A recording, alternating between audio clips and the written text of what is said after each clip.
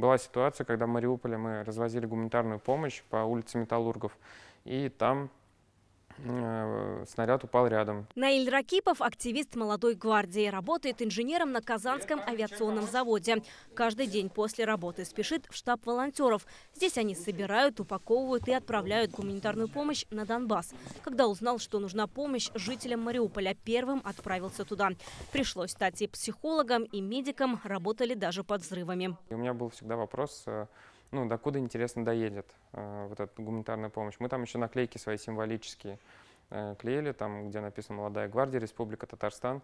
Когда я приехал в Мариуполь, и мы рассортировали гуманитарную помощь для жителей Мариуполя, которые находятся в дальних участках, мы их разносили. Вот я увидел свою же коробку, которую сам же приклеил, вот эту наклейку от Республики Татарстан, вот причем, вот прям сам приклеил. То есть вот для меня было прям вообще показатель, то, что все, гуманитарная помощь доходит, и это для меня вот прям, замотивировало еще дальше там, не боясь работать. Волонтерство – это уже образ жизни, признается Наиль Ракипов. Почему именно волонтерство?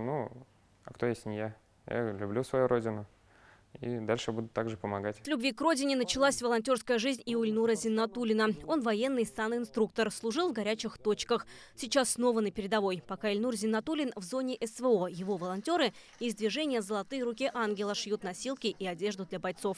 Наверное, это в первую очередь нужно слова благодарности сказать Митимиру Шариповичу Шамиеву. Я помню с детства его первое выступление, никогда, наверное, не забуду. Это первое, 30 августа. И он тогда сказал: мы едины, мы единство, мы вместе, и только вместе мы справимся. И по этому пути я сделал для себя также ключевым. И в проекте у нас есть волонтерский внутренний чат, когда к нам новые волонтеры приходят. Я всегда с теплотой, с душой говорю то, что добро пожаловать в семью. Ильнур Зиннатуллин смог объединить уже больше 200 волонтеров. В зону СВО они отправили 500 эвакуационных носилок.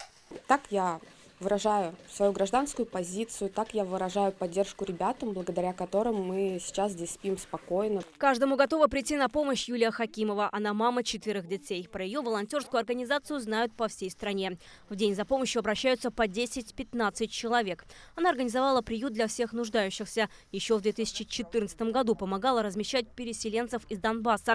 Сейчас планирует собирать аптечки для бойцов СВО. Вот такие места для помощи людям, они, наверное, как раз и объединяют людей, где люди встречаются, те, кому нужна помощь, и те, кто хочет помочь.